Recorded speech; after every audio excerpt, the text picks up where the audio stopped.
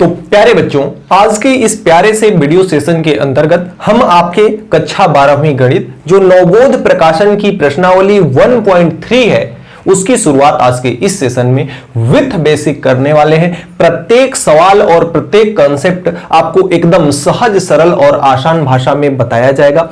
इसके पहले हमने दो प्रश्नावली करा दिया है, 1.1 और 1.2, जिसका संबंध विशेष इस प्रश्नावली से नहीं होने वाला है, लेकिन फिर भी यदि आपने नहीं देखा है तो उस प्रश्नावली को देख लें ताकि आपका एक सीक्वेंस पैटर्न से आपकी जो सिलेबस है वो आपका तैयार हो सके। और यदि किसी भी प्रकार का इस सेशन के अंतर्गत आपका कोई डाउट रह जाता है तो उसके लिए हमारा व्हाट्सएप ग्रुप और टेलीग्राम चैनल बनाया गया है, जिसका लिंक आपको वीडियो के डिस्क्रिप्शन बॉक्स में मिल जाएगा। वहां से आप उनको ज्वाइन कर लें और अपने जो भी डाउट्स आपका रहता है उसका फोटो खींच करके आप व्हाट्सएप ग्रुप में सेंड कर देंगे तो आपके सहपाठी, आपके सहयोगी मित्रगण जितने भी जुड़े हुए हैं, जिनसे भी बनता है आपका डाउट्स क्लियर कर देंगे या किसी न किसी प्रकार से आपका डाउट्स वहां पे क्लियर कर दिया जाएगा। तो व्हाट्सएप ग्रुप और टेलीग्राम को ज्वाइन जरूर कर लें। बिना किसी इधर उधर की बात किए आइए सबसे पहले करते हैं शुरुआत 1.3 की, जिसमें हमें कुछ बेसिक्स पढ़ना होगा। जैसे 1.1 और 1.2 में आपने संबंधों के प्रकारों को पढ़ा। किसको पढ़ा? संबंधों के प्रकारों को। जैसे कोई भी समुच्चय आपका है, जैसे एक समुच्चय A है और दूसरा समुच्चय B है, तो यहां इसका एक दूसरे से संबंध हो सकता है यदि इसके अवयव किसी भी प्रकार से अगर जुड़े हुए हों, इसके अवयव यदि किसी भी प्रकार से इनके साथ जुड़े हुए हों, किसी भी प्रकार से इनके साथ यदि जुड़े हुए हों, तो यह एक संबंध हो सकता है। लेकिन जब कोई संबंध विशेष प्रकार का, कोई भी संबंध जब किसी भी विशेष प्रकार का संबंध बन जाता है तो उस संबंध को हम कहते हैं फलन।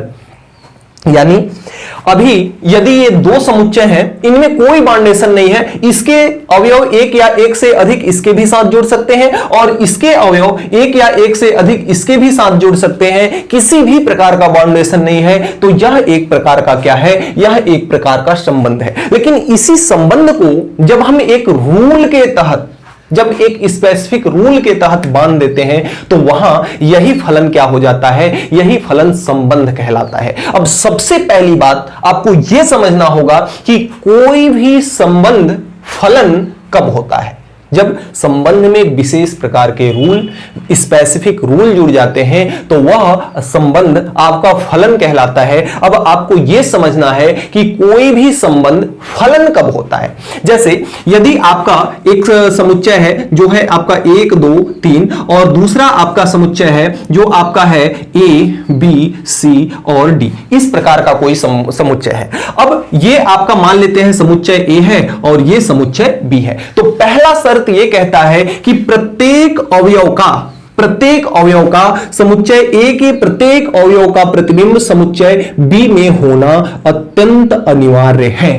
अत्यंत अनिवार्य है। यानी समुच्चय A के जितने भी अवयव हैं वे सारे के सारे एक दूसरे से क्या होने चाहिए? एक दूसरे से सारे के सारे क्या होने चाहिए? कनेक्टेड होने चाहिए। अब इसको थोड़ा सा आप इसे अगर मां समझ लो और इसे क्या समझ लो? इसे आप बेटा समझ लो, तो आपको इससे यह सुविधा हो जाएगी कि देखिए किसी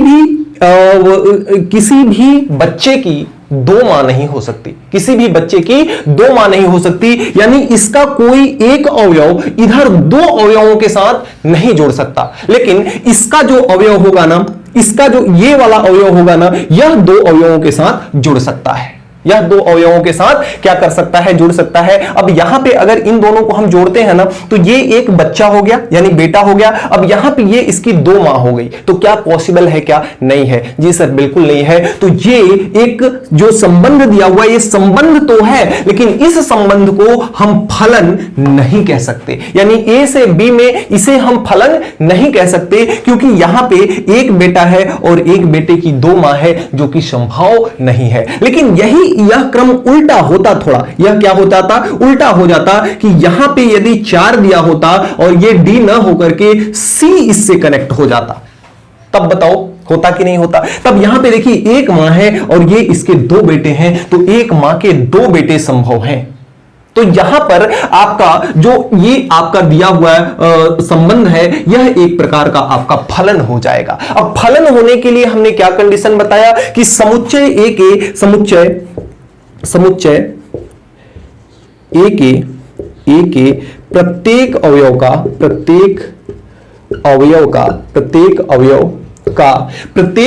का क्या होना चाहिए? प्रत्येक अवयव का भिन्न भिन्न प्रतिबिंब होना चाहिए। प्रत्येक अवयव का भिन्न भिन्न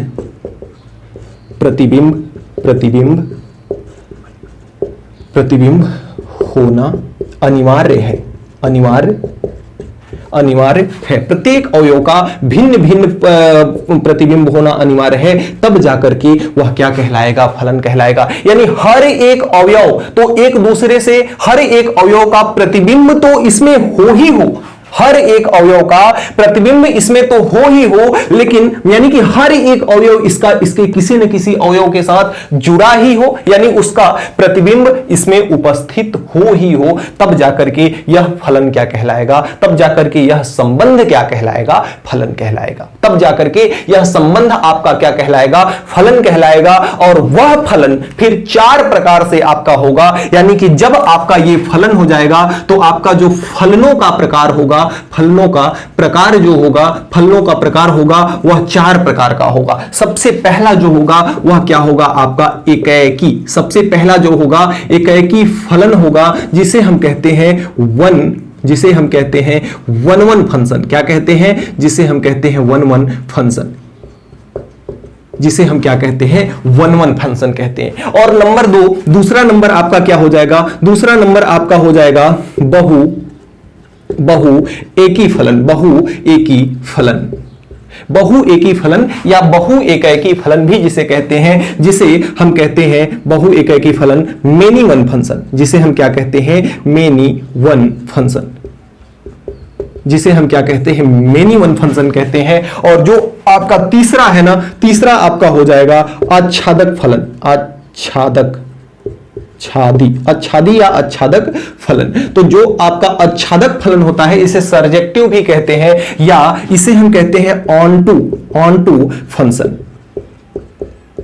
इसे हम क्या कहते हैं? ऑन टू फंक्शन कहते हैं। और जो चौथा नंबर का होता है, यह होता है बहु अच्छादी। यह क्या होता है? बहु अच्छादी फलन, जिसे हम इनटू फंक्शन कहते हैं। क्या कहते हैं? Into function.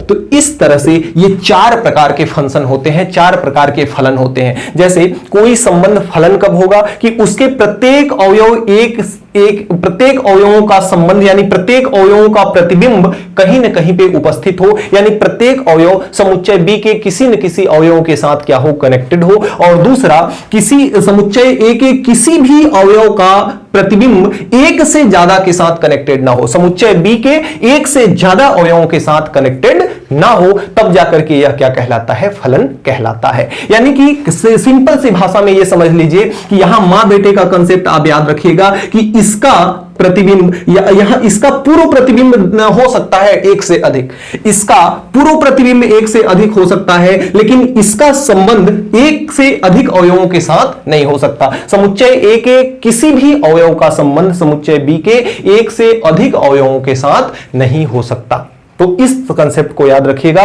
तब जाकर के यह फलन कहलाएगा। और जो फलन होगा 4 प्रकार का होगा। पहला वन वन फंक्शन, दूसरा मेनी वन फंक्शन, और तीसरा ऑन टू फंक्शन, और चौथा इनटू फंक्शन। अब ये चारों फंक्शन क्या हैं, आइए इसको हम बारी बारी से चर्चा करते हैं आपके इधर।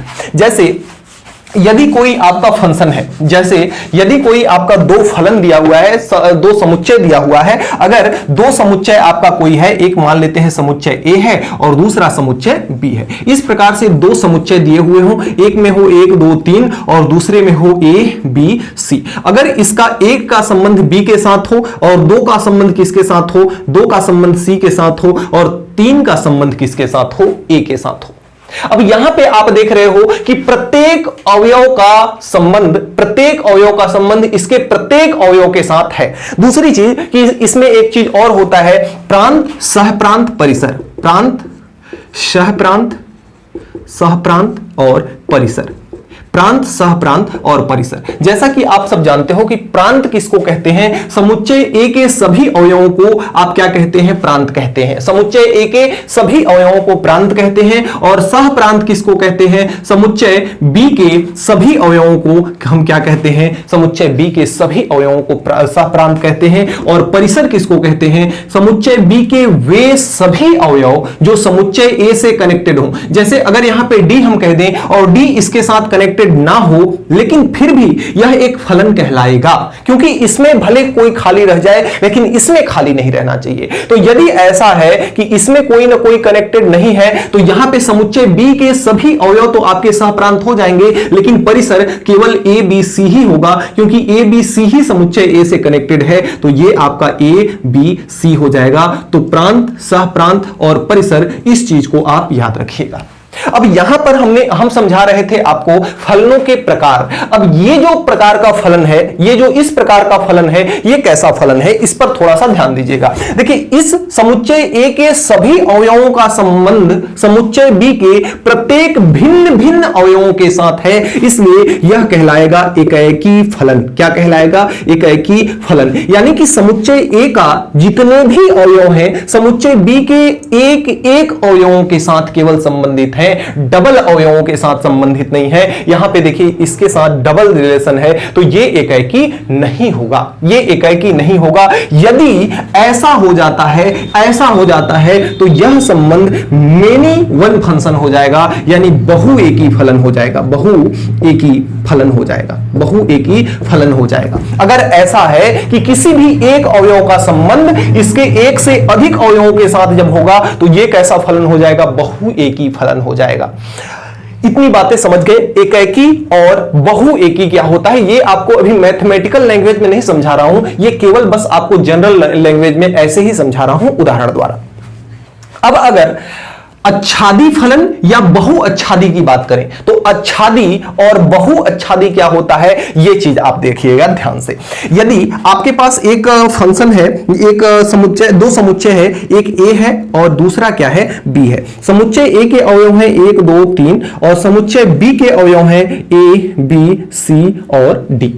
इस तरह से आपके अवयव हैं। ये यहां से यहां तक में एक क्या है, फलन है, और ये भी एक यहां से ए से बी में क्या है, फलन है। इसको हम प्रदर्शित कैसे करते हैं कि जो फलन है ना वह कहां से कहां तक है, जो फलन है वह आपका ए से लेकर के बी में फलन है। इस तरह से इसको हम क्या करते हैं, डिनोट करते हैं। अब यहां से अगर इसको हम देखा जाए इसमें, तो इसका ऐसा संबंध हो, इसका ऐसा संबंध हो,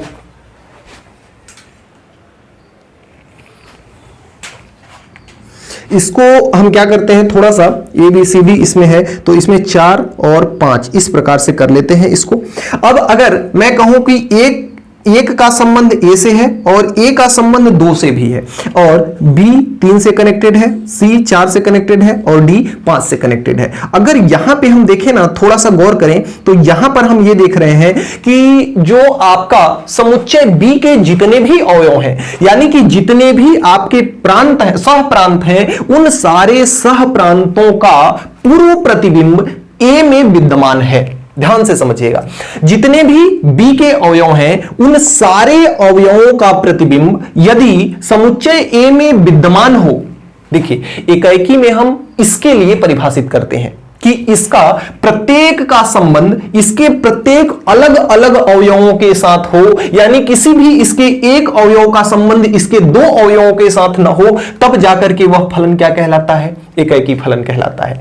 लेकिन अच्छादक के लिए यदि हम देखें तो अच्छादक का परिभाषा क्या होता है कि यदि समुच्चय बी के प्रत्येक अवयवों का प्रतिबिंब, पूर्व प्रतिबिंब, देखिए इसमें थोड़ा सा एक चीज और समझिएगा, एक खैर कक्षा 11वीं की ही चीजें हैं।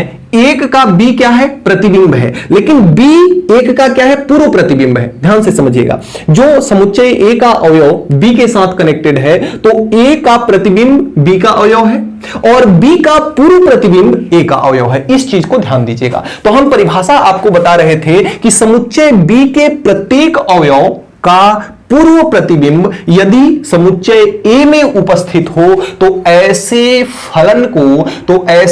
फलन को हम आच्छादक फलन कहते हैं। कैसा फलन कहते हैं? आच्छादक फलन कहते हैं। ऐसे फलन को हम क्या कहते हैं? आच्छादक फलन कहते हैं। लेकिन इसमें थोड़ा सा ट्विस्ट आ जाए कि यदि सेम यही फंक्शन मैं बना दूं, समुच्चय ए और समुच्चय बी सेम यही बना दूं कि 1 2 3 4 इस तरह से हो जाए और इधर A B C D E और एफ हो जाए, तो अगर इसको मैं कहूं कि एक ए से भी कनेक्टेड है, 2 से भी कनेक्टेड है और ये 3 से भी कनेक्टेड है, 4 से कनेक्टेड है, लेकिन और इसके जो अवयव है ना वे छूट जा रहे हैं, तो यहां पर आप ये देख रहे हो कि ये फलन तो है क्योंकि इसके सभी अवयव एक दूसरे से कनेक्टेड है और इसका कोई भी दो अवयव इसके एक अवयव के साथ कनेक्टेड नहीं है। इसके कोई भी दो अवयव इसके किसी एक अवयव के साथ कनेक्टेड नहीं है, तो यह फलन तो है आपका। लेकिन यहां पर आप ये देख रहे हो कि समुच्चय बी का जो प्रत्येक अवयव है उसका पूर्व प्रतिबिंब समुच्चय ए में उपस्थित नहीं है, क्योंकि डी ई एफ ये एफ अगर छोड़ भी दे या कोई भी एक अवयव भी ऐसा मिल जाए जिसका पूर्व प्रतिबिंब यदि इसमें उपस्थित ना हो, तो ऐसे फलन को बहुअच्छादी या हम अंतःक्षेपी फलन कहते हैं। इसे हम क्या कहते हैं? अंतःक्षेपी फलन या इनटू फंक्शन कहते हैं। इसको हम क्या कहते हैं? इनटू फंक्शन कहते हैं। अब मैथमेटिकल लैंग्वेज में इसकी परिभाषा दी हुई है, अब उस परिभाषा को मैं यहां पर लिखूंगा, फिर बारी बारी से उनकी परिभाषा को समझाऊंगा। उसके बाद आपके अभ्यास प्रश्नावली के जो प्रश्न आएंगे वे सारे डाउट्स आपके क्रिस्टल क्लियर कर देंगे। फिलहाल एक बार और कि ऐसा फंक्शन जिसके समुच्चय ए के प्रत्येक अवयवों का संबंध समुच्चय बी के अलग अलग अवयवों के साथ होता है उसे हम एकाकी फलन कहते हैं।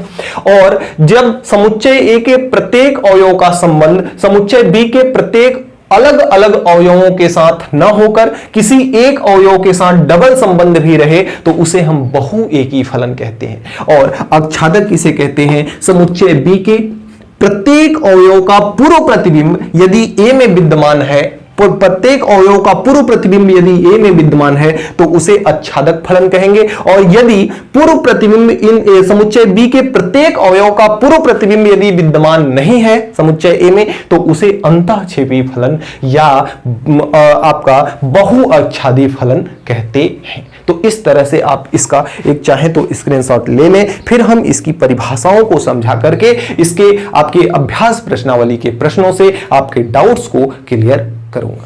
अब देखिए जो भी हमने आपको समझाया अगली स्लाइड में हमने उसी को यहां पर लिखा है। क्या कहता है?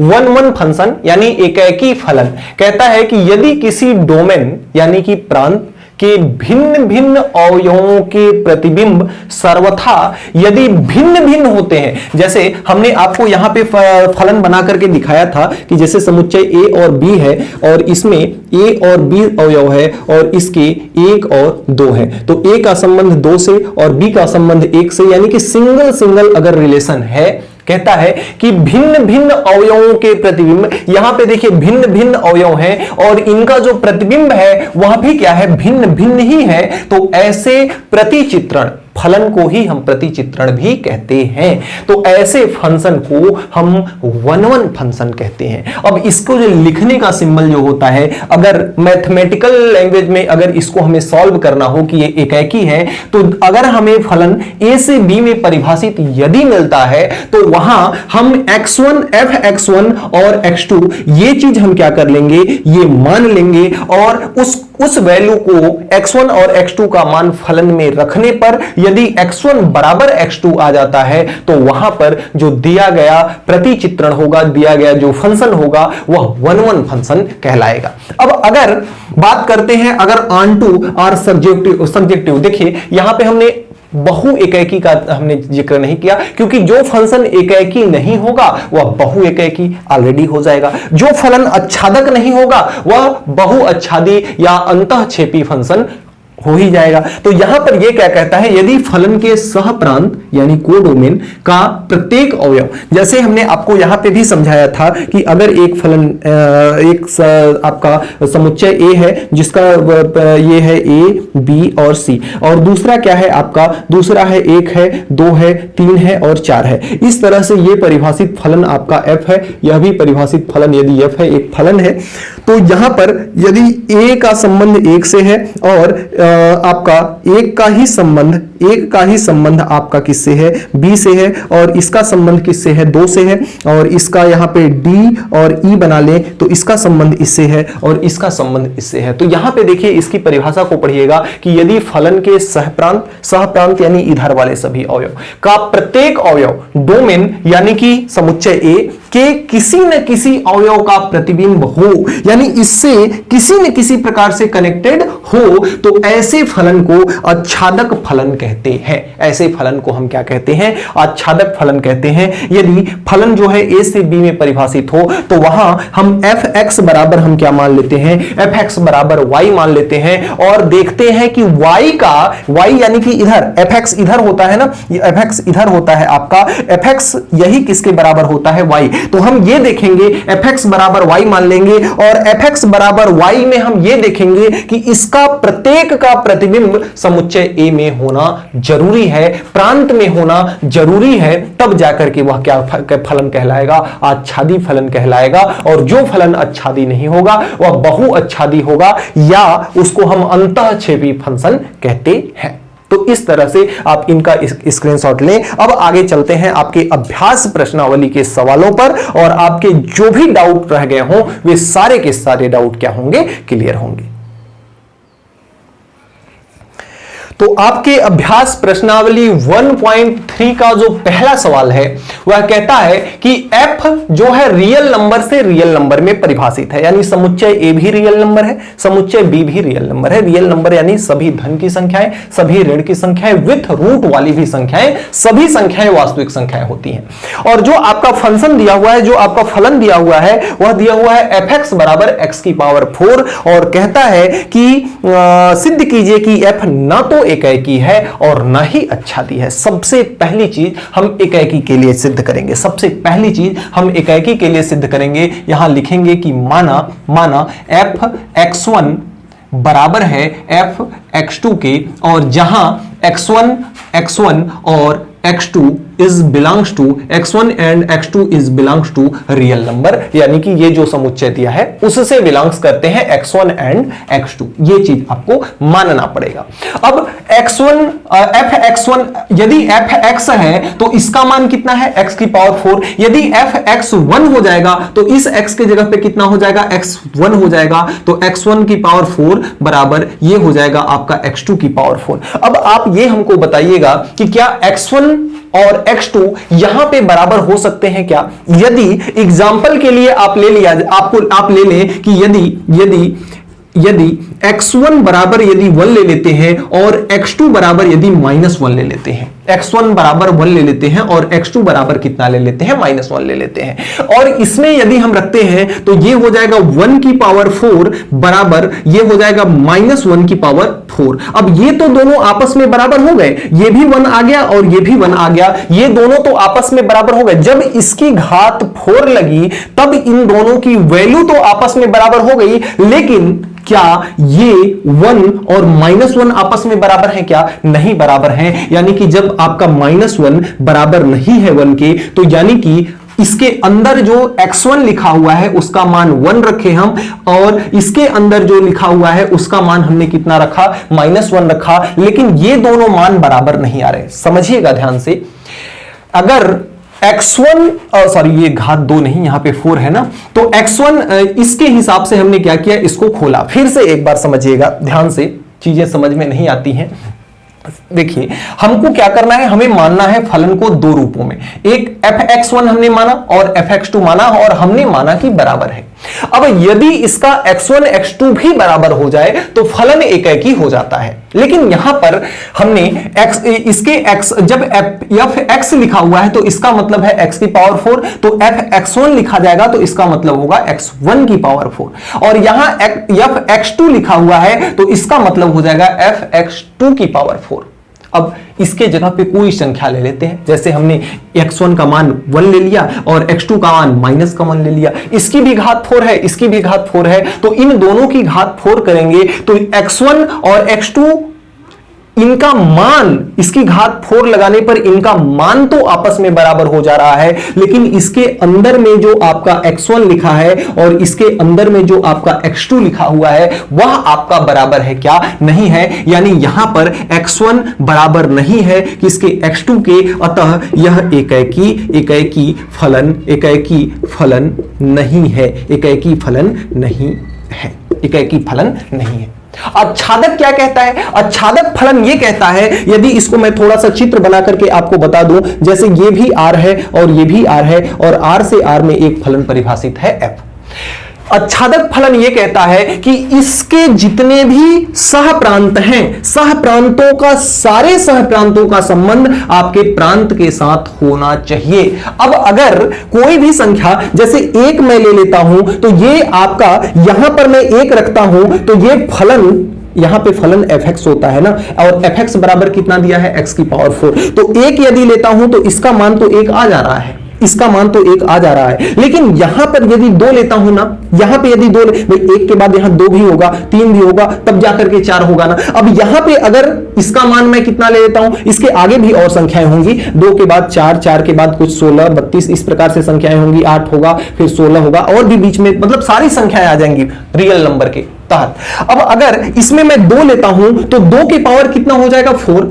यदि x की जगह पे 2 लेता हूं तो 2 के पावर 4, और 2 के पावर 4 का मतलब 2 दूना 4 दूना 8 दूना 16, तो इस 2 का संबंध किससे हो जाएगा? 16 से हो जाएगा। अब बीच वाली जितनी संख्याएं, इतनी संख्याएं हैं, ये तो संख्याएं छूट जा रही है ना, ये संख्याएं क्या हो रही हैं? छूट जा रही हैं। और जबकि आच्छादक फलन ये कहता है कि सभी सहप्रांत का संबंध प्रांत के साथ होना चाहिए, तभी जाकर के फलन आच्छादक होगा, अदरवाइज आच्छादक नहीं होगा। तो इसके लिए आप एक स्टेटमेंट लिखेंगे, इसके लिए आप एक स्टेटमेंट लिखेंगे, और वह स्टेटमेंट क्या होगा कि x बराबर 1 को छोड़कर x बराबर 1 को छोड़कर के शेष छोड़कर अन्य किसी मान के लिए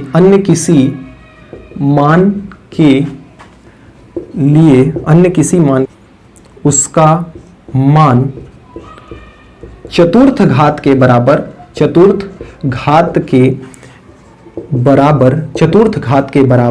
नहीं होगा, अतः फलन आच्छादक नहीं है। देखिए ये फलन क्या कहता है कि x बराबर 1 को छोड़कर के, भाई 1 करेंगे तो इसका चतुर्थ घात 1 के बराबर होगा, लेकिन 1 को छोड़कर अन्य किसी भी मान को ले लें, अन्य इसके किसी भी मान को ले लें तो उसका मान उसके चतुर्थ घात के बराबर नहीं होगा, यानी कुछ ना कुछ ज्यादा संख्या आएगी और बीच में जो संख्या आ जाएगी वह संख्या रह जाएगी, इसलिए यह फलन क्या होगा? आच्छादक नहीं होगा। जबकि आच्छादक की परिभाषा क्या कहती है कि सहप्रांत के सभी अवयव इसके प्रांत से कनेक्टेड होना चाहिए, यानी सहप्रांत के सभी अवयवों का पूर्व प्रतिबिंब विद्यमान होना चाहिए, इसलिए यह आच्छादक नहीं है। उम्मीद करता हूं समझ में आया होगा। तो इस तरह से आप एकाकी के लिए चेक करेंगे। एकाकी के लिए बहुत आसान है, जो भी आपका फलन दिया रहेगा उसमें बस fx1 और fx2 को बराबर मान लेना है, और उसमें हमें फलन में क्या करना है? मान रख देना है। यदि x1 बराबर x2 के आ जाता है तो वह फलन एकाकी होगा, अदरवाइज फलन एकाकी नहीं होगा। और आच्छादक के लिए हम क्या करते हैं? आच्छादक के लिए हम कोडोमेन में से हम ये चेक करते हैं कि क्या इसका कोडोमेन सभी के साथ कनेक्टेड है क्या। किसी भी अगर एक के साथ भी कनेक्टेड नहीं होगा तो यह आच्छादक नहीं होगा। तो इस प्रकार से आप प्रश्न संख्या 1 को हल कर सकते हो। अगले क्रम में जो प्रश्न संख्या 2 है, कहता क्या है प्रश्न संख्या 2 कि मान लीजिए कि fx बराबर कितना है, fx बराबर 3x है। आगे कहता है द्वारा परिभाषित फलन f r से r में परिभाषित है, तो सिद्ध कीजिए कि यह एकाएकी आच्छादक फलन है, यानी एकाएकी भी है और आच्छादक भी है। तो सबसे पहली चीज हम किसके लिए चेक करेंगे, एकाएकी के लिए। तो यदि एकाएकी के लिए देखा जाए तो हम क्या करते हैं कि मानते हैं, माना fx1 बराबर fx2 और जहां x1 and x2 is belongs to r, यानी कि रियल नंबर।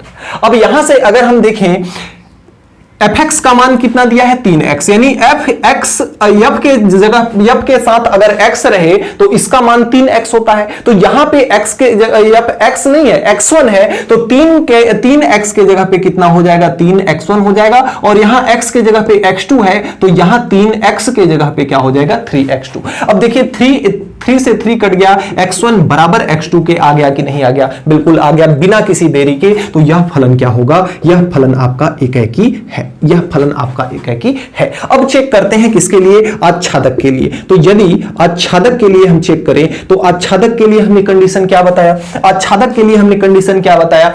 अब आच्छादक के लिए हम मान लेते हैं कि fx बराबर क्या होता है, y है। fx बराबर क्या है, y है। fx का मान कितना दिया है 3x, तो 3x बराबर कितना है, y है। तो x बराबर कितना होगा, 3 उधर जाएगा तो y बटे 3 हो जाएगा। अब अगर कोई भी यदि अगर हम दो समुच्चय बना लें जिसमें r हो, जिसमें क्या हो आपका r हो, तो यहां पर अगर देखें ये भी आपका r है, ये भी आपका r है, r से r में परिभाषित फलन f है।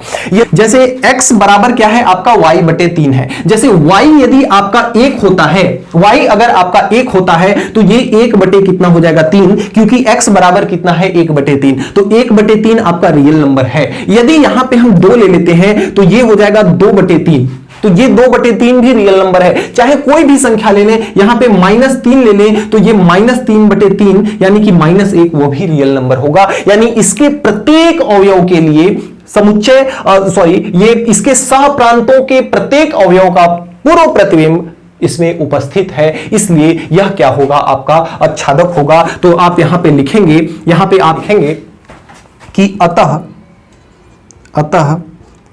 y किससे बिलोंग्स करता है, y बिलोंग्स करता है r, यानी इसके प्रत्येक अवयव आपके y हैं और इसके प्रत्येक अवयव क्या हैं आपके x हैं। तो ये आपका किससे बिलोंग्स करता है, r से बिलोंग्स करता है, यानी इसी रियल नंबर से बिलोंग्स करता है। अतः y बिलोंग्स टू r, प्रत्येक के लिए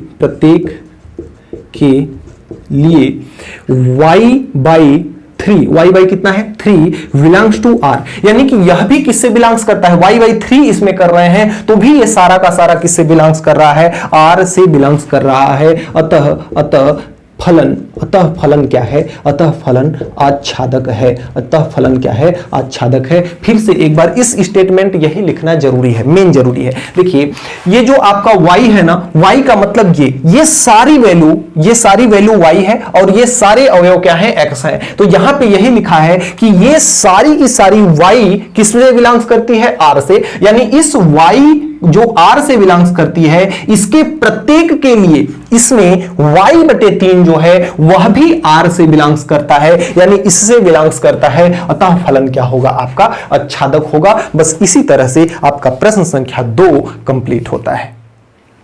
अगले क्रम में प्रश्न संख्या 3 एकदम आसान सा प्रश्न है। देखिए कहता है मान लीजिए कि a बराबर 1 2 3, b बराबर 4 5 6 7। अब आगे कहता है कि एक फलन आपका f दिया हुआ है, यानी कि इसको थोड़ा सा चित्र से समझिएगा। एक a से b में परिभाषित फलन f है, a से b में परिभाषित फलन f है, जहां इसके अवयव 1 2 3 है और इसके अवयव 4 है 5 है 6 है और 7 है। या और a से b में जो परिभाषित फलन है वह f है।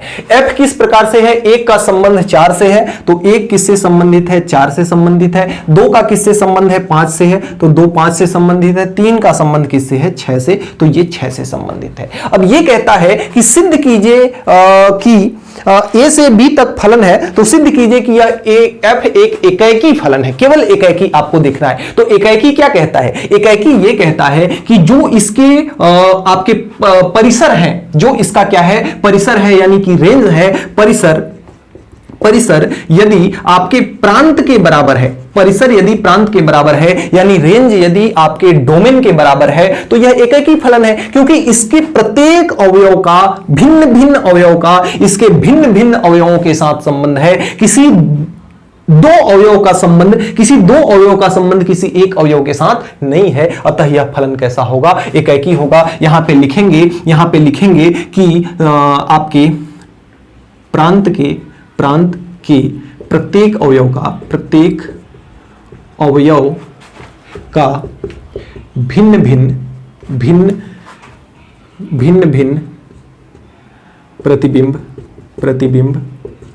प्रतिबिंब उपस्थित है, अतः भिन्न भिन्न प्रतिबिंब उपस्थित है, अतः फलन कैसा है? अतः फलन एकाकी है। बस यही आपका हो जाएगा प्रश्न संख्या 3। इस तरह से आप प्रश्न संख्या 3 को बना सकते हो। अब अगर यही आच्छादक कह देता ना तो आच्छादक नहीं होता, क्योंकि इस 7 का पूर्व प्रतिबिंब कहीं पे इसके प्रांत में उपस्थित नहीं है, इसलिए यह फलन आच्छादक नहीं है। तो यदि आच्छादक भी इसमें पूछा होता तो आप एक लाइन बस लिख देते कि इसके सह प्रांत में या इसके सह प्रांत में 7 एक ऐसा अवयव है जिसका कोई भी पूर्व प्रतिबिंब उपस्थित नहीं है, अतः यह फलन क्या हो जाएगा? आच्छादक हो जाएगा। तो इस तरह से प्रश्न संख्या 3 को क्या कर सकते हो? बना सकते हो। अगले क्रम में देखिएगा, प्रश्न संख्या 4 जो है कहता है कि fx बराबर, कहता है कि सिद्ध कीजिए कि fx बराबर mod x आपको दिया हुआ है और द्वारा प्रदत्त मापांक फलन f R से R में है, यानी रियल नंबर से रियल नंबर में ना तो एकाकी है और ना ही आच्छादक है। और आगे कह रहा है कि mod x आपका या तो धन संख्या हो सकती है या तो ऋण संख्या हो सकती है, ये तो आप जानते ही हो। आइए इसको सिद्ध करते हैं। सबसे पहले हम किसके लिए सिद्ध करेंगे? एकाकी के लिए। तो हम यहां पे मान लेंगे कि माना fx1 बराबर fx2, इस तरह से हम इसको क्या करेंगे? मान लेंगे। जहां x1 और x2 किससे बिलोंग्स करते हैं? ये आपके रियल नंबर से बिलोंग्स करते हैं। अब अगर हमने ऐसा मान लिया तो अगर fx लिखा हुआ है तो इसका मतलब है mod x, और fx अगर लिखा हुआ है तो इसका मतलब है mod x। लेकिन यहां पे x1 लिखा है तो x1 लगा देंगे, यहां x2 लिखा है तो x2 लगा देंगे। अब बात यहां पे बिगड़ती क्यों है? जैसे आपने फर्स्ट सवाल में देखा ना कि अगर यहां पे हम प्लस का 1 इसका मान रखते हैं तो भी, और इसका मान -1 रखते हैं तो भी इसका मान क्या आएगा? 1 आएगा। लेकिन ये +1 और ये -1, यानी +1 और -1 आपस में आपके बराबर नहीं है, अतः यह एकाकी फलन नहीं है। यानी कि यहां से हम ये कह सकते हैं कि x1 does not equal to x2, x1 does not equal to x2, क्योंकि यह +1 के लिए भी मान वही देगा और ये -1 के लिए भी मान वही देगा, और +1 और -1 आपस में बराबर नहीं हो सकते, इसलिए यह एकाकी फलन नहीं है। अब अगर हम आच्छादक के लिए चेक करें, किसके लिए चेक करें? आच्छादक के लिए चेक करें तो आप जानते हो कि x बराबर mod x जो है केवल x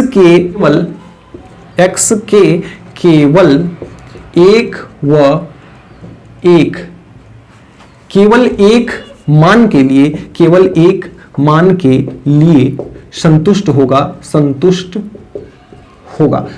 होगा। देखिए x इज इक्वल टू, अगर mod x है तो x के केवल एक मान के लिए, यदि आपका धनात्मक मान है तभी यह मान देगा, अगर उसके जगह पे ऋणात्मक मान रख देंगे तो उस ऋणात्मक मान के लिए इधर वैल्यू उपस्थित नहीं होगी, इसलिए x के केवल एक मान के लिए संतुष्ट होगा। अतः फलन जो है, अतः फलन आच्छादक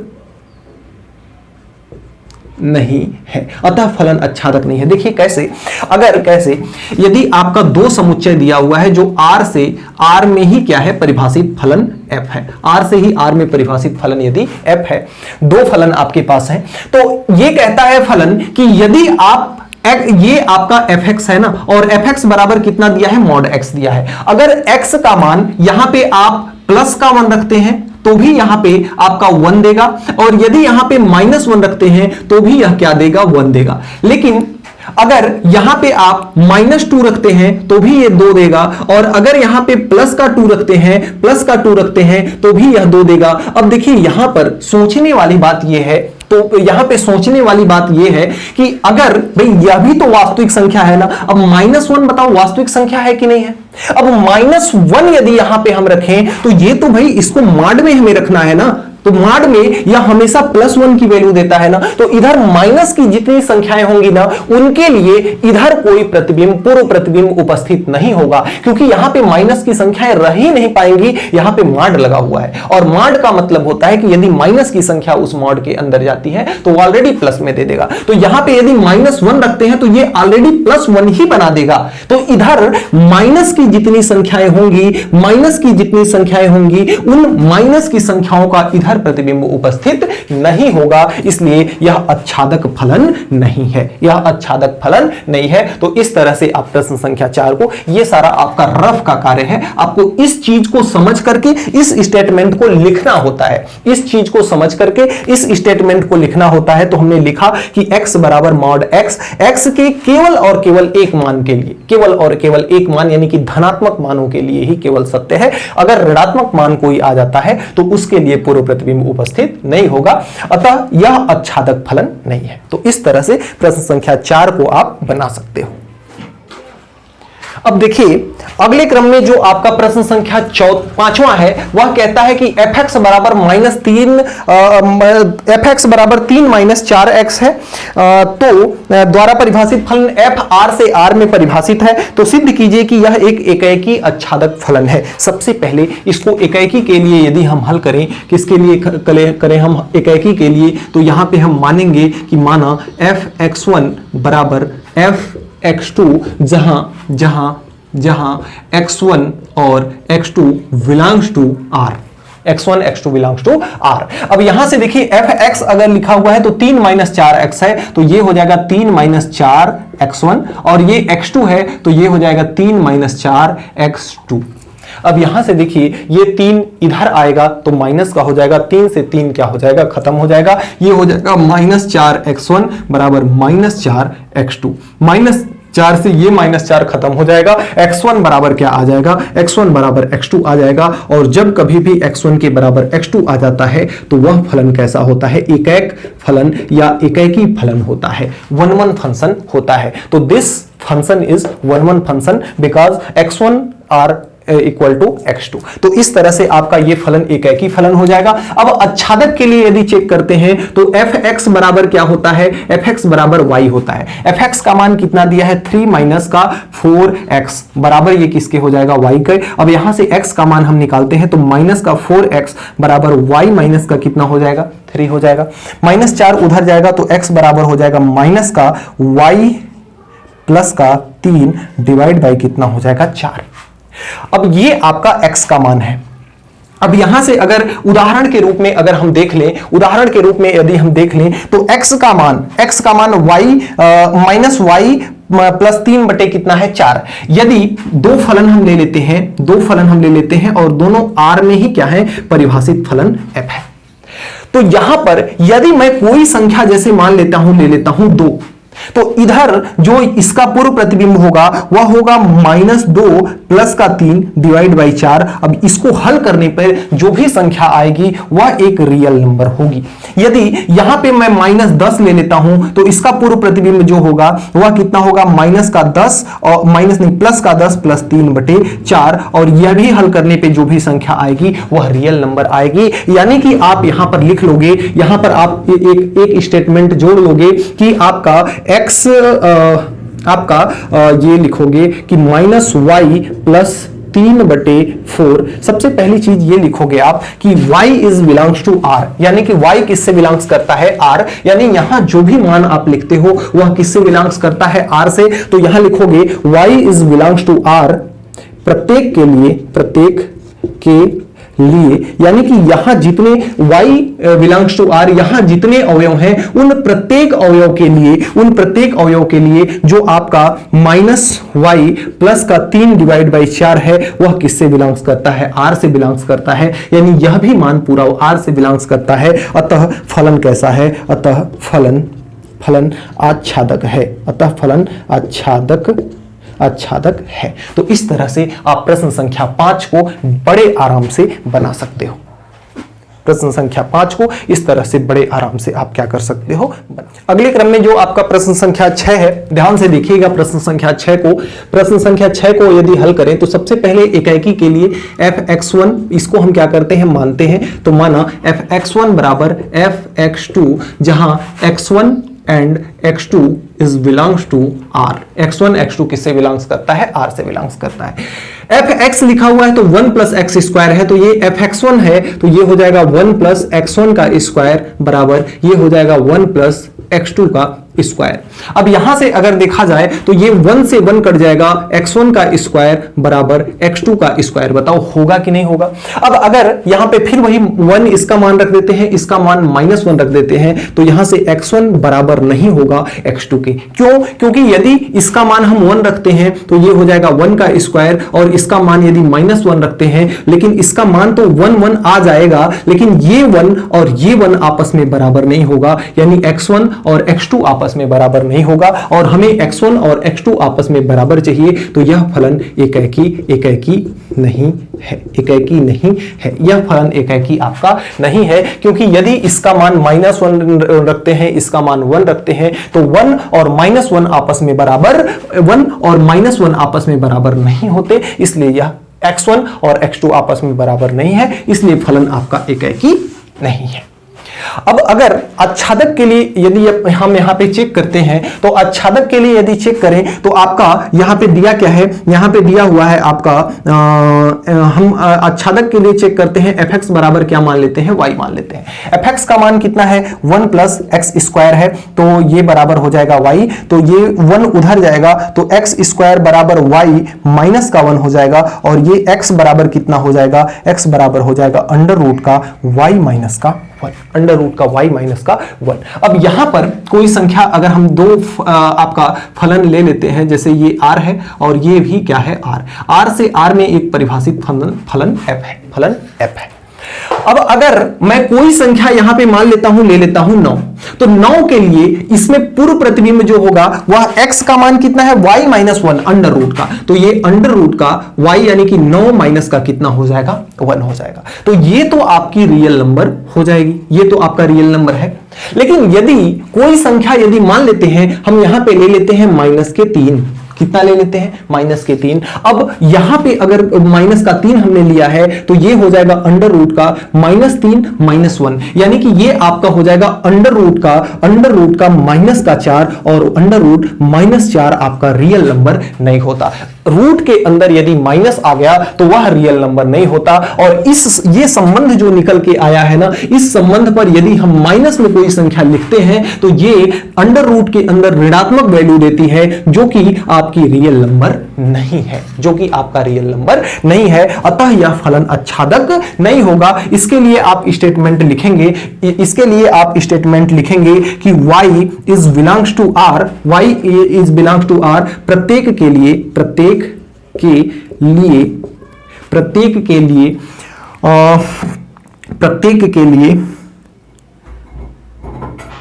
x में उपस्थित या x में नहीं, इसको बल्कि हम क्या लिख लेते हैं, इसको हम लिखते हैं प्रांत के लिए, प्रांत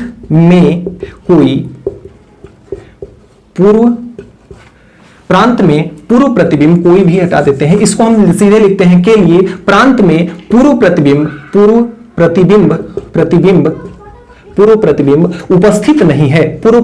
उपस्थित नहीं है, और यदि किसी भी वैल्यू के लिए पूर्व प्रतिबिंब इसके प्रांत में उपस्थित नहीं है तो वह फंक्शन जो है आच्छादक फलन नहीं है, ऑनटू फंक्शन नहीं है। तो यहां पर y बराबर प्रत्येक r के लिए प्रांत के अंदर पूर्व प्रतिबिंब उपस्थित नहीं है,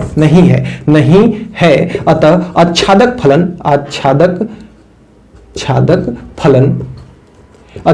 फलन नहीं है, यह आच्छादक फलन नहीं है। यही चीज हमें सिद्ध करना था कि न तो एकाकी है और न ही यह आच्छादक फलन है, जो कि हमने क्या किया, सिद्ध किया। तो इस तरह से आप प्रश्न संख्या 6 को बना सकते हैं।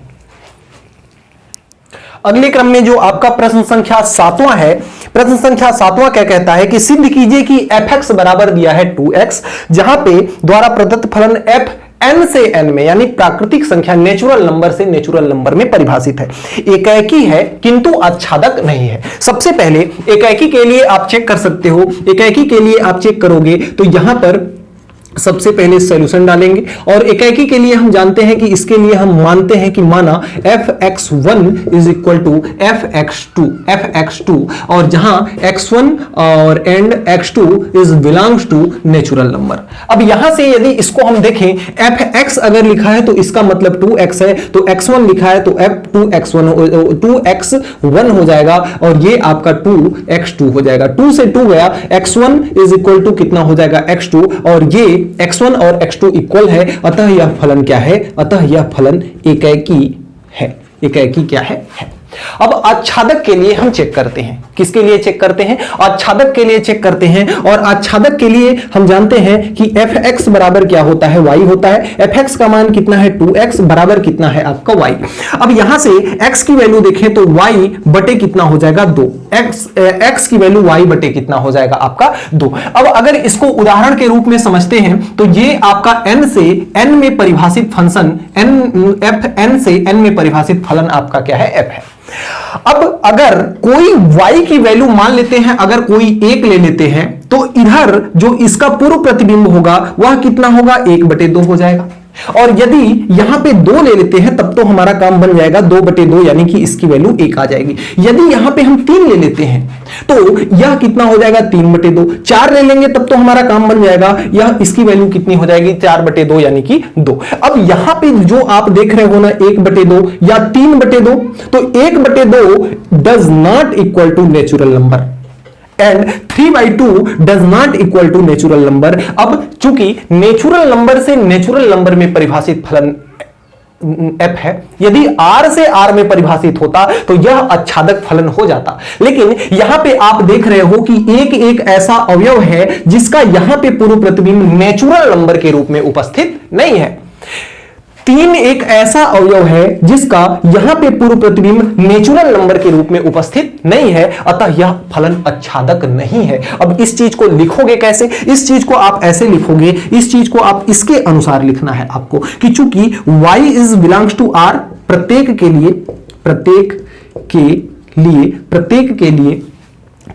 लिए प्रांत में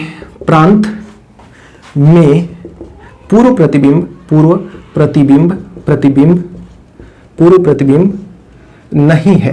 पूर्व प्रतिबिंब नहीं है। प्रत्येक के लिए पूर्व प्रतिबिंब यहां पे नहीं है, कुछ लोगों के लिए है लेकिन प्रत्येक के लिए पूर्व प्रतिबिंब नहीं है, अतः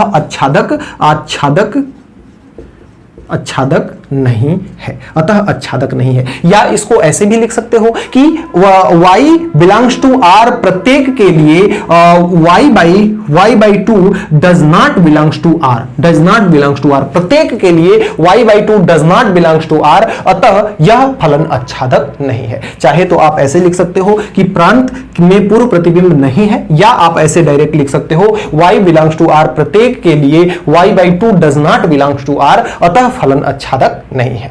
अगर यही r से r में परिभाषित फलन होता ना, या r से n में भी परिभाषित फलन होता ना, तो भी यह आच्छादक फलन हो जाता। अब यही आपको सिद्ध करना था कि एकाएकी है और आच्छादक नहीं है। जो आपने सिद्ध किया, ये काम आपका किसका है? इधर का काम आपका रफ का है, आपको समझाने का है। सवाल बस इतने में ही आपका कंप्लीट होता है। प्रश्न संख्या 7 देखिए। प्रश्न संख्या 8वां जो है आपका, प्रश्न संख्या 8वां 7वां के ही जैसे है। हमने प्रश्न संख्या 7वां में ही 8वां को समझा दिया था, आप वैसे कर लेंगे। प्रश्न संख्या 9वां देखिए जो है, कहता है कि f1 बराबर f2 बराबर 1। ऐसे ही दिख रहा है आपका कि जो आपका f1 का संबंध है और जो आपका f2 का संबंध है, इन दोनों का ही संबंध किससे है? इन दोनों का ही संबंध किससे है? एक से है। और जब किसी भी एक अवयव का संबंध एक से अधिक पूर्व प्रतिबिंब हो, जब किसी भी प्रांत में जब किसी भी अवयव का एक से अधिक पूर्व प्रतिबिंब हो, तो वहां एकाएकी फलन नहीं होता। तो लिखेंगे आप कि चूंकि इसके हल में आप लिखेंगे कि चूंकि f1 व f2 दोनों एक से संबंधित हैं, अतः फलन एकाकी नहीं है, अतः फलन एकाकी नहीं है। लेकिन आपको इसमें आच्छादक सिद्ध करना है। कह रहा है प्रश्न संख्या 9 कि सिद्ध कीजिए कि f1 f2 x का मान 1 से हमेशा क्या है, x का मान 1 से हमेशा बड़ा के लिए fx बराबर x माइनस 1, fx बराबर कितना दिया है, x माइनस 1। तो आच्छादक के लिए आइए सिद्ध कर लेते हैं। आच्छादक के लिए हमने आपको बताया कि fx बराबर आप क्या मान लोगे, y मान लोगे। fx बराबर क्या मान लोगे, y मान लोगे। तो यहां fx बराबर कितना दिया हुआ है, x माइनस 1 दिया हुआ है, तो ये हो जाएगा बराबर y। तो x बराबर कितना हो जाएगा, y प्लस 1, y प्लस कितना हो जाएगा 1। तो यहां पर अगर आप दो ये बना लो, n से n में परिभाषित है, तो ये n से n में परिभाषित फलन आपका f है। अब अगर y का कोई भी मान लेते हो, y का अगर मान लेते हो जैसे 1, तो 1 y का मान यदि लेते हो, और इसमें एक कंडीशन और दे रखा है कि जो आपका x का मान है ना 1 से हमेशा बड़ा है, तो यानी कि इसमें मान हमेशा आप 2 से ही लोगे, 2 3 4 5 6 इसी प्रकार से अनंत तक जाओगे, 1 नहीं लोगे, क्योंकि x का मान 1 से हमेशा क्या है, बड़ा है। तो इसमें अब अगर y का मान 1 लेते हो तो x का मान y प्लस 1 यानी 1 प्लस 1 यानी कि 2 हो जाएगा। अगर इसका मान 2 लेते हो तो 2 प्लस 1 3 हो जाएगा, इसका मान 3 लेते हो तो 4 हो जाएगा, इसका मान 4 लेते हो तो 5 हो जाएगा। ऐसे ही ये भी अनंत तक चला जाएगा। लेकिन प्रत्येक अवयव का इसमें कुछ न कोई प्रतिबिंब आपको उपस्थित देखने को मिल रहा है। तो यहां पर आप लिखोगे, यहां पर लिखोगे कि y is belongs to r, प्रत्येक के लिए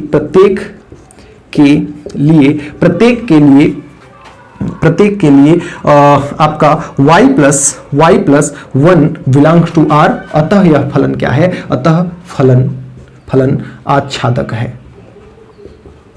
आच्छादक है। अगर ये चीज आपको लिखने से बचना होगा ना, तो एक उपाय और लगा सकते हो। यदि ये चीज आपको लिखने से बचना होगा तो एक उपाय और लगा सकते हो। यदि वह उपाय आपको एकदम हलवा हो जाए और इसके लिखने से आपको ज्यादा सुटेबल लगे, आपको ज्यादा आराम हो, तो आप कमेंट बॉक्स में हलवा जरूर लिखिएगा, मैं बताता हूं। जैसे आपका x का मान कितना आ गया, y प्लस 1। तो यदि आप यहां पे fy प्लस 1 लिखो, fy प्लस 1 लिखो, तो fx बराबर है x प्लस 1, fx बराबर कितना है, x प्लस 1 है, x माइनस 1 है। तो यहां पर x के जगह पर कितना है, y प्लस 1, तो यहां भी x के जगह पर कितना होगा, y प्लस 1, और एक माइनस यहां भी उपस्थित है। अब ये माइनस 1 से ये माइनस 1 कट गया। अब इसका मान यदि यहां पे रखने पर, यानी कि fy प्लस 1 रखने पर यदि यह सिंपल सा y के बराबर आ जाए तो यह आच्छादक होगा।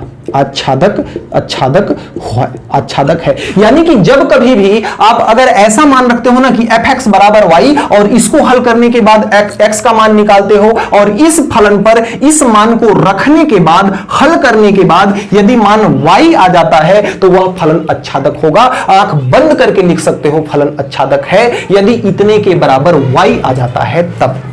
तो यदि आपको इस चीज को लिखने से बचना होगा तो सिंपल सा इतना तो आप करते ही हो।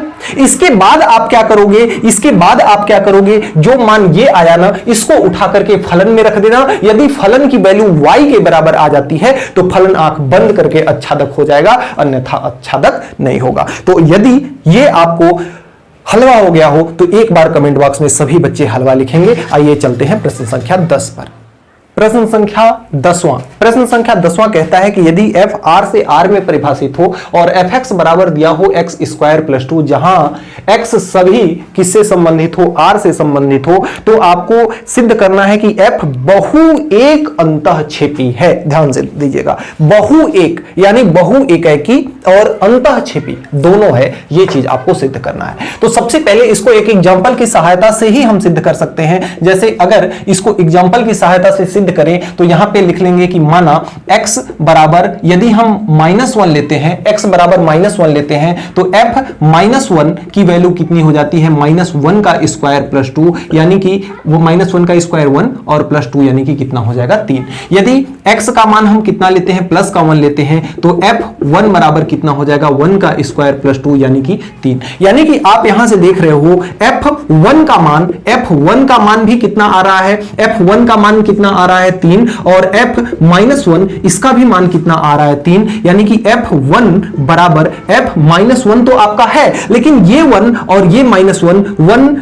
और -1 does not equal to does not equal to, अतः यह एकाएकी फलन नहीं है। एकाएकी फलन एकाएकी नहीं है। और जो फलन एकाएकी नहीं होता ना, वह बहु एकाएक होता है। वह क्या होता है? बहु एकी होता है। एकाएकी नहीं है, वह क्या है? बहु एकी है। बहु एकी फलन है। बहु एकी फलन है। यह चीज आपने सिद्ध किया। अब अगर इसके लिए आच्छादक के लिए सिद्ध करें तो हमने आपको बताया कि fx बराबर कितना मानते हैं? y, और fx का मान कितना दिया है? x स्क्वायर प्लस 2, तो ये हो जाएगा x स्क्वायर प्लस 2 बराबर y। तो यहां से x स्क्वायर बराबर y माइनस 2, तो x बराबर कितना हो जाएगा? अंडर रूट का y माइनस का 2। अब यहां पर ध्यान से देखिएगा, यदि मैं दो समुच्चय ले लेता हूं जो कि r से कहां है? r में परिभाषित फलन आपका f है। अब अगर यहां पे y का मान यदि आप 1 रखते हो तो ये 1 माइनस का कितना हो जाता है? 1 माइनस का 2 हो जाता है, वो भी अंडर रूट में, जो कि आपका माइनस का 1 अंडर रूट में आ जाता है, जो कि आपका रियल नंबर नहीं है। रियल नंबर नहीं है। यदि और कोई मान ले लें, जैसे 2 ले लेते हैं मान, तो ये आपका 2 माइनस 2 यानी कि 0 आ जाता है। 0 आपका रियल नंबर है। लेकिन एक मान भी यदि आपका नहीं आता है ना, एक मान के लिए भी यदि आपका इसका प्रतिबिंब, पूर्व प्रतिबिंब उपस्थित नहीं है ना, तो यह फलन आच्छादक नहीं होगा। तो यहां जब आपने 1 रखा तो आप ये देख रहे हो कि ये आपका 1 माइनस 2 और ये माइनस का 1 आ रहा है अंडर रूट में, जो कि आपका रियल नंबर नहीं है। तो यहां आप लिखोगे क्या कि y बिलोंग्स टू r प्रत्येक के लिए आपका under root y minus 2 does not belongs to r, क्योंकि ये जब मान रखते हो ना, तो ये r से बिलोंग्स नहीं कर रहा है, तो y minus root y minus 2 does not belongs to r, अतः यह फलन आच्छादक नहीं है। आच्छादक नहीं है तो कैसा है? अंतःक्षेपी है। कैसा है? अंतःक्षेपी फलन है। अंतःक्षेपी फलन है। और जब बहुएकी और अंतःक्षेपी फलन हो तो उसे हम कहते हैं, आपका पूछा क्या था ये प्रश्न संख्या 10 में, बहुएक अंतःक्षेपी, तो उसे हम कहते हैं बहुएक अंतःक्षेपी फलन है। अतः यह बहुएकी अंतःक्षेपी फलन है। जब यह कोई फलन एकाएकी नहीं होता है, बहुएकी होता है और अंतःक्षेपी होता है, तो उसे बहुएकी अंतःक्षेपी कहते हैं। तो यह फलन बहुएक अंतःक्षेपी है। यही आपको क्या करना था? प्रूफ करना था, जो कि आपका प्रूफ हुआ प्रश्न संख्या 10वां। प्रश्न संख्या 11 जो है r से r में परिभाषित है और fx बराबर cos x दिया है। बोल रहा है कि न तो एकाएकी है और ना ही आच्छादक है। आइए हल करते हैं। इसको भी हम एक एग्जांपल की सहायता से ही हल करेंगे। एग्जांपल की सहायता से कैसे हल करेंगे? यदि हम मान लेते हैं कि x का मान हमने कितना रखा? x का मान हमने रखा 30 डिग्री। तो यदि हम x का मान 30 डिग्री रखते हैं तो इधर आपका हो जाएगा कितना? cos 30। और यदि हम f का मान माइनस का 30 डिग्री रखते हैं तो ये हो जाएगा cos माइनस का 30। अब यहां पे आप जानते हो कि f 30 का जो मान आ रहा है, cos 30 डिग्री का मान है अंडर रूट 3/2, और यहां पे माइनस 30 डिग्री का भी मान आ रहा है कितना? अंडर रूट 3/2, क्योंकि cos पे माइनस का कोई असर नहीं होता। तो ये आप ये देख रहे हो कि f 30 भी आपका कितना आ रहा है? f 30 और f माइनस 30 ये दोनों ही आपस में क्या है? बराबर हैं। लेकिन 30 is not equal to minus 30। 30 is not equal to minus 30, अतः यह फलन एकाएकी नहीं है और यह फलन एकाएकी नहीं है। अब आच्छादक के लिए आपको चेक करना है, तो आच्छादक के लिए हम कैसे चेक करेंगे? आच्छादक के लिए एक एग्जांपल देख लेंगे कि आपका fx बराबर हम क्या मान लेते हैं? fx बराबर हम क्या मान लेते हैं? y।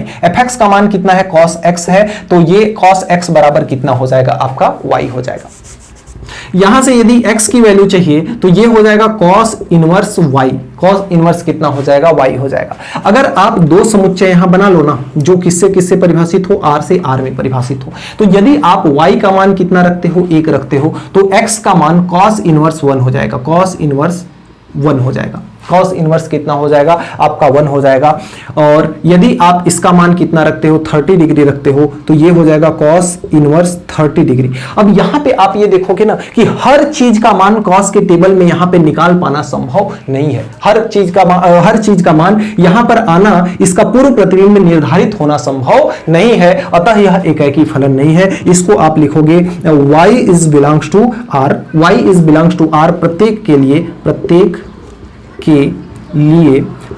लिए आपका cos inverse y does not belongs to r, अतः फलन आच्छादक नहीं है। अतः फलन आच्छादक नहीं है। देखिए जितनी भी आपकी संख्या है ना, अगर यहां पे 1 तो ठीक है, 1 का मान cos इनवर्स 1 का मान आ जाएगा, लेकिन अगर रियल नंबर में -1 भी मान होता है ना, यदि इसके मान को हम -1 रखते हैं तो cos इनवर्स -1 इसका मान निकल पाना संभव नहीं है, इसका मान इसमें आना संभव नहीं है, माइनस के रूट में भी इसका मान आ सकता है। तो ये आपका इसके लिए, इस सभी के लिए यहां पे इसका पूर्व प्रतिबिंब उपस्थित नहीं है। तो इस तरह से इसका स्टेटमेंट क्या कर लोगे, आप लिख लोगे और इस तरह से आपकी ये प्रश्नावली समाप्त होती है। प्यारे बच्चों, हमने प्रश्नावली 1.3 के सभी सवालों को आपको एकदम सहज, सरल और आसान भाषा में समझाने का प्रयास किया। आपको वीडियो कैसी लगी? वीडियो में बताई गए हर कंसेप्ट क्या आपको समझ में आया? यदि समझ में आया होगा तो एक कमेंट बॉक्स में हलवा आप लोग जरूर लिखेंगे, ताकि मेरे को लगेगा कि हाँ बच्चे समझ रहे हैं। मिलते हैं नेक्स्ट प्रश्नावली में नेक्स्ट टॉपिक के साथ नेक्स्ट डे। तब तक के लिए बाय बाय, जय हिंद।